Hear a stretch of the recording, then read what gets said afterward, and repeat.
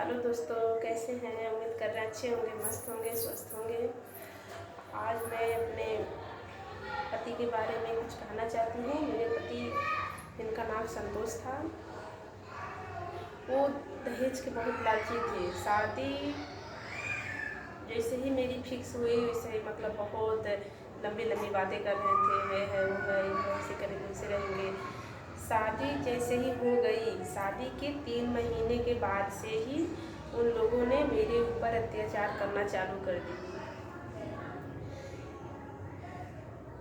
मेरे ऊपर जुल्म करने वाले मेरी ननद, जिनका नाम संध्या, और मेरे पति, जिनका नाम संतोष, मेरी सास, जिनकी नाम बिंद्रावती है, और मेरे ससुर, जिनका नाम विजय कुमार है। ये चारों लोग मेरे ऊपर बहुत अत्याचार किए, बहुत अत्याचार किए। इतना अत्याचार किए कि दोस्तों मैं कहाँ से शुरू करूँ, कहाँ से अंत करूँ, बहुत लंबी चौड़ी बातें हैं। आप लोग को थोड़ी थोड़ी बात करके मैं अपना सब समस्या बताऊंगी। प्लीज़ आप लोग मेरे दुख को समझ के प्लीज़ आप लोग मुझे सपोर्ट करिएगा, ताकि मैं मेरी कहानी सब लोगों को पता चले, ताकि आगे अन्य किसी बेटी को इस तरह से दुख ना झेलना पड़े। मेरा पति दहेज का लालची संतोष, उसका सिद्धांत ये था, शादी करके छोड़ेंगे, फिर दूसरी शादी करेंगे, फिर तीसरी शादी करेंगे। उसका कहने का सिद्धांत ये था। शादी के 3 महीने बाद ही मुझे इन लोगों ने दहेज के लिए प्रताड़ित करने लगे। हमने बहुत सहन किए, बहुत बर्दाश्त किए, बहुत सहन किए, काफ़ी संघर्ष करते थे, लेकिन उन लोगों ने बहुत अत्याचार पे ही अत्याचार कर रहे थे। यहाँ तक कि मेरी सास की मम्मी, यानी कि मेरे हस्बैंड की नानी, वो भी हमारे ऊपर बहुत अत्याचार करती थी। मेरी सास की जो मम्मी थी, वो भी मेरे पति से खड़ा होकर मरवाती थी। कभी दाल में नमक ये है तो है, ऐसे करके वैसे करके कुछ ना कुछ बहाना करके वो लोग बहुत मार मरवाती थी, बहुत मार मरवाती थी।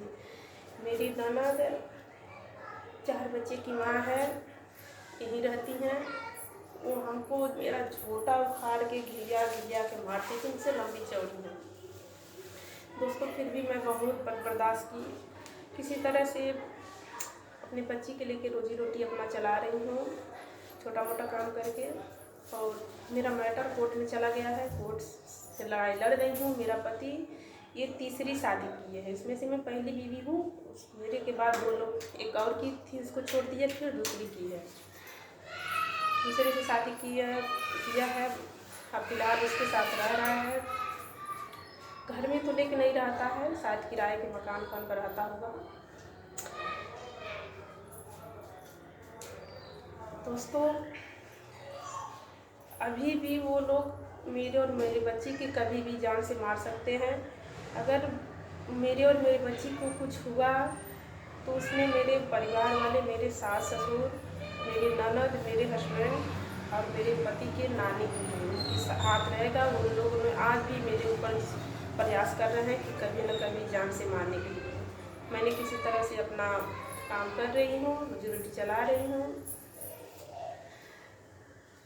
मेरा पति इतना गंदा काम करता है, इतना गंदा काम करता है। गया था प्रयागराज नहाने, इलाहाबाद प्रयागराज नहाने गया। आज इसका मैं वीडियो डालूंगी, आप लोग देख लीजिएगा खुद कैसा है। घमंडी तामसी किस तरह से देखने से ही लगता है।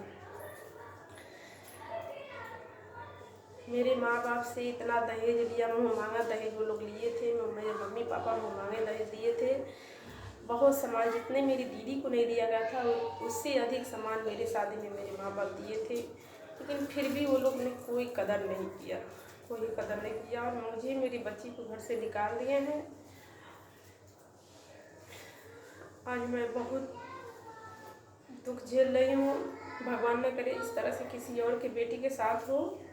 प्लीज़ दोस्तों, आप लोग मेरे वीडियो को इतना शेयर करिए और किसी बेटी के साथ ऐसा व्यवहार ना कोई करे।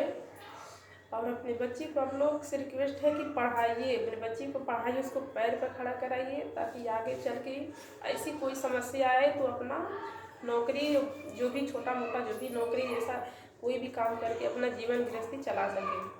मेरे ऊपर इतना अन्याय किए लोग, इतना अन्याय कि यहाँ तक कि मिट्टी का तेल भी डाल दिए सब, लेकिन मेरे गांव वाले ही बचाए। मेरी सास, मेरी फैमिली वाले मुझे 2-2, 3-3 दिन तक खाना नहीं खाने देते थे। मेरी सास ऑलरेडी खाना बनाने की जितनी भी सामग्री थी सब ताला के अंदर अपने रूम में बंद करके रखती थी। हम 2-2, 3-3 दिन केवल पानी पी पी कर उस घर में गुजार रहे हैं, सहे हैं, लेकिन फिर भी उन लोगों ने रहने नहीं दिया। प्लीज़ दोस्तों, आप लोग से हाथ जोड़ के रिक्वेस्ट है, प्लीज़ वीडियो को इतना शेयर करिए कि मुझे भी अन्याय मिले। आप सभी लोगों को नमस्ते, बाय बाय। फिर अगले दूसरे वीडियो में अपनी कहानी और बताऊंगी। आप सभी लोगों को बाय बाय, नमस्ते।